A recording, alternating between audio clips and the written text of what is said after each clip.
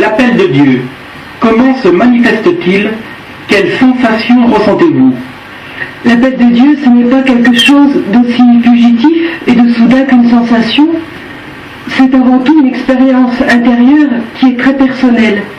D'ailleurs, tout homme est appelé par Dieu, du fait même qu'il vient à l'existence. Chacun a une place unique et un rôle unique dans le dessein de Dieu. Tous, qui que nous soyons, nous sommes appelés à la sainteté. D'ailleurs, cette idée est très chère à saint François de Sales. Mais c'est vrai que Dieu peut appeler certains à un choix plus radical dans un célibat consacré, par exemple. Et cela se traduit par un désir très fort d'être tout à Dieu et consacré à son service dans l'Église. Et puis ce désir aussi naît généralement d'une rencontre très personnelle avec le Christ, une rencontre qui va devenir toute une vie avec lui, et c'est dans ce cheminement spirituel qu'il y a des signes à discerner, en particulier la paix du cœur et une grande joie intérieure. Et puis aussi ce sentiment d'avoir trouvé sa place. Parce que, comme dit saint François de Sales, Dieu est le Dieu du cœur humain. Alors comment peut-on résister à son appel? Il n'y a rien d'aussi fort que l'amour, et il n'y a rien de si aimable que sa force, dit-il aussi. Pour l'avoir constaté au cours de nos différentes réalisations sur la vie monastique contemplative, nous savons qu'il existe parfois des incompréhensions sérieuses entre une jeune moniale et ses parents au début d'une vocation. Le détachement progressif, mais inéluctable, envers sa famille, constitue-t-il un obstacle difficile à surmonter? C'est vrai qu'en choisissant de répondre à un appel aussi radical que la vie contemplative, on impose une séparation à la famille. Mais je parle de séparation plutôt que de détachement, car on n'entre pas au monastère pour ne plus aimer, mais pour préférer Jésus-Christ, et pour, en lui, aimer d'un amour plus fort et plus universel. Mais ça, c'est un cheminement à faire, et qui devient très possible grâce à l'accueil et au parloir, qui nous permet de rencontrer la famille une fois par mois ou plus, si c'est nécessaire. Et petit à petit, la famille découvre, contrairement à ce qu'elle s'imaginait, quelque chose de très différent de ce qu'elle pouvait croire, et paradoxalement, elle se rend compte que l'éloignement physique favorise un véritable rapprochement des cœurs. Finalement, le véritable détachement, c'est par rapport à nos possessions affectives, qui sont le fruit d'un sentiment de propriété à l'égard de ceux que nous aimons.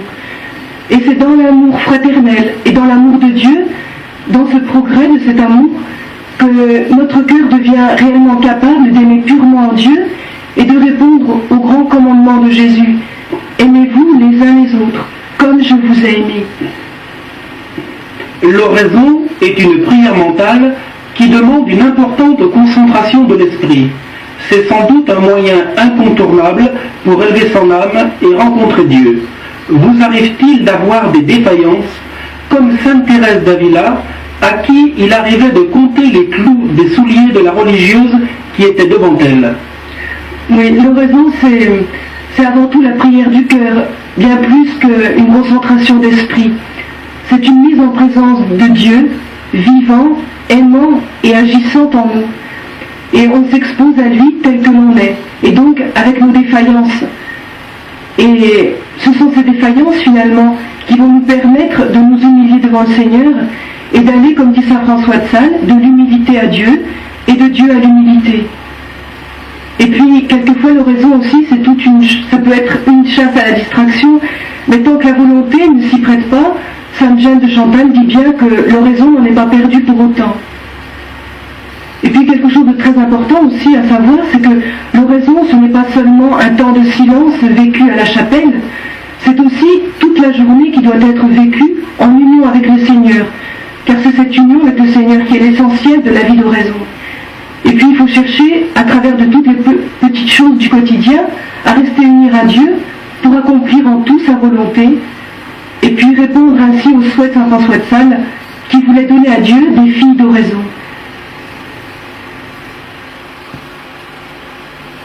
Le 13 décembre 1641, la mère de Chantal expire à la Visitation de Moulins. Elle a presque 70 ans. L'ordre compte alors 87 monastères. Jeanne Françoise Frémiot de Chantal est canonisée en 1751, soit plus d'un siècle après sa mort. Chaque époque reçoit ses saints. Ils sont un peu comme les vitraux des cathédrales, ils brillent toute une vie sans jamais faire d'éclat.